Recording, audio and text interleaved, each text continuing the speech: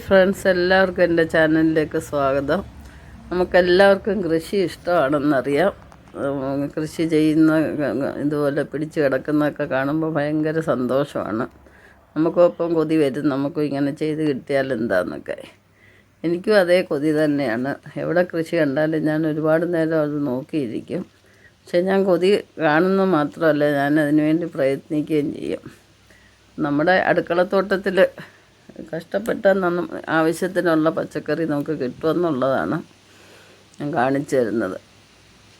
കുറച്ച് സമയം മെനക്കെട്ടാൽ മതി. നമ്മൾ വെറുതെ ഇരിക്കുന്ന സമയത്തൊക്കെ അതിനെ ഒന്ന് പരിപാലിച്ചാൽ മാത്രം മതി.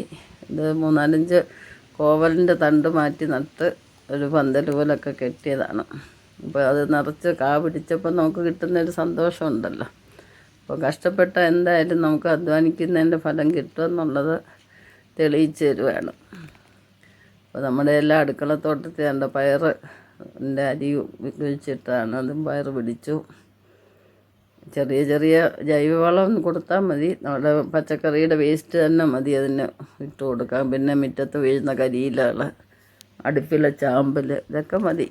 പ്രത്യേകിച്ച് വളമൊന്നും വേണ്ട. മുട്ട പൊട്ടിക്കുന്നതിൻ്റെ തോട്, ഉള്ളി പൊളിക്കുന്നതിൻ്റെ തോട്, ഇതൊക്കെയാണ് ഇതിനൊക്കെ ഏറ്റവും നല്ല വളം. അപ്പോൾ ഇതെല്ലാം നല്ല രീതിയിൽ നിൽക്കുന്ന കാണുമ്പോൾ നമുക്കൊരു സന്തോഷം, മാനസിക സന്തോഷത്തിന് ഏറ്റവും നല്ലതാണ് കൃഷി. അപ്പോൾ ഇന്ന് ഞാൻ എൻ്റെ കോവയ്ക്കെല്ലാം പറിച്ചിട്ടൊരു തോരനാണ് ഉണ്ടാക്കാൻ പോകുന്നത്. അപ്പോൾ നമുക്ക് നല്ലൊരു സാറ്റിസ്ഫാക്ഷനാണ്. കീടനാശിനിയൊന്നും തളിക്കുന്നില്ല, വെളിയിൽ നിന്ന് പോയി വാങ്ങിക്കണ്ട. നല്ല ഫ്രഷായിട്ട് തോട്ടത്തിൽ നിന്ന് പറിച്ചെടുത്ത് കിട്ടുമ്പോൾ ആ തോരൻ്റെയൊക്കെ ടേസ്റ്റ് പ്രത്യേകം നമുക്കറിയാൻ നോക്കും. നമ്മൾ ഈ കോവയ്ക്ക വെളിയിൽ നിന്ന് വാങ്ങിക്കുന്നതും നമ്മുടെ വീട്ടിൽ നിന്ന് എടുക്കുന്നതും തമ്മിൽ ഒരുപാട് വ്യത്യാസമുണ്ട്. ഇത് പച്ചയ്ക്ക് തിന്നാൻ തന്നെ നല്ല ഇതാണ്. ഷുഗറുള്ളവരെ വീട്ടിലുണ്ടെങ്കിൽ തീർച്ചയായിട്ടും ഒരു മൂട് കോവലെങ്കിലും പിടിച്ചാൽ, ഒന്നുമില്ലെങ്കിൽ പച്ചയ്ക്ക് പറിച്ച് തിന്നാൻ വേണ്ടിയെങ്കിലും എവിടെയെങ്കിലും നട്ടുപിടിപ്പിക്കുക. ദിവസവും ഇത് 2 കാ വീതം തിന്നുന്നത് നല്ലതാണ്. പച്ചയ്ക്ക് നടത്തയാകും. തോട്ടത്തിൽ കൂടെ ഒരു നടത്തയും 2 കാ പറിച്ച് തിന്നുമ്പോൾ നമ്മൾ പച്ചണ്ടി തിന്നുന്ന ഒരു രുചിയാണ് പച്ചയ്ക്ക് കോവയ്ക്ക തിന്നാൽ. അധികം അരി വെക്കരുത്. അരി വെക്കുന്നതിന് മുമ്പ് പറിച്ച് തിന്നണം. അത് ഷുഗറിനൊക്കെ നല്ലതാണ്. ഇപ്പം നമ്മുടെ കോവയ്ക്ക എല്ലാം നന്നായിട്ട് അരിഞ്ഞെടുത്തിട്ടുണ്ട്. കണ്ടില്ലേ, ഒരു പാത്രമുണ്ട്. അപ്പോൾ ഇതിന് വേണ്ടുന്ന ചേരുവകൾ ഞാൻ പച്ചമുളക് ഇട്ടിട്ടുണ്ട്, ചെറിയ ഉള്ളി ചെറുതായിട്ട് അരിഞ്ഞ്, ഒരു വെളുത്തുള്ളി അരിഞ്ഞിട്ടിട്ടുണ്ട്, ഉപ്പ് ആവശ്യത്തിന്, കരിയാപ്പില, പിന്നെ തേങ്ങ, സ്വല്പം മഞ്ഞൾപ്പൊടി എടുത്തിട്ടുണ്ട്. ഒരുപാടില്ല. അപ്പോൾ നമുക്കിതെല്ലാം കൂടെ കടുക് വറുത്തിട്ടുണ്ട്,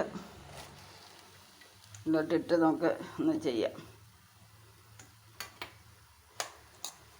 ഇത് അധികം വെള്ളം ചേർക്കണ്ട, നമുക്കൊന്ന് അടച്ച് വെച്ച് വേവിച്ചാൽ മതി.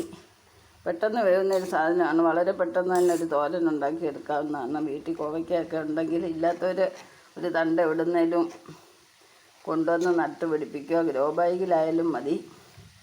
ഇതൊക്കെ നമുക്ക് ഹെൽത്തി ആയിട്ട് കഴിക്കാവുന്നതാണ്. ഷുഗറൊക്കെ ഉള്ളവർ വീട്ടിൽ ഒരു കോവയ്ക്ക ഉള്ളത് നല്ലതാണ്. പച്ചയ്ക്ക് തിന്നാനും നല്ലതാണ് ഇത്. അപ്പം നമുക്കിതൊന്ന് അടച്ച് വെക്കാം.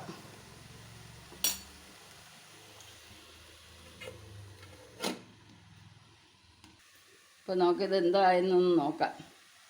ആഹാ, എല്ലാം നല്ല പരുവായിട്ടുണ്ട്. കണ്ടില്ലേ, ഇത്ര സമയം മതി ഒരു തോരൻ റെഡിയാവാൻ. നല്ലൊരു ഭംഗിയൊക്കെ ഉണ്ട്.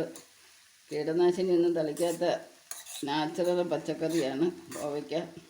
അപ്പോൾ എല്ലാവർക്കും എൻ്റെ ഈ വീഡിയോ ഇഷ്ടപ്പെട്ടെന്ന് വിചാരിക്കുന്നു. ഇതുവരെ സബ്സ്ക്രൈബ് ചെയ്യാതെ കാണുന്നവരുണ്ടെങ്കിൽ സബ്സ്ക്രൈബ് ചെയ്യുക. നെക്സ്റ്റ് ഒരു വെറൈറ്റി ആയിട്ട് അടുത്ത വീഡിയോയിൽ കാണാം. ഇത് വൈൻഡപ്പ് ചെയ്യുകയാണ്. എല്ലാവർക്കും ശുഭദിനം ആശംസിച്ചുകൊണ്ട് ബൈ ബൈ.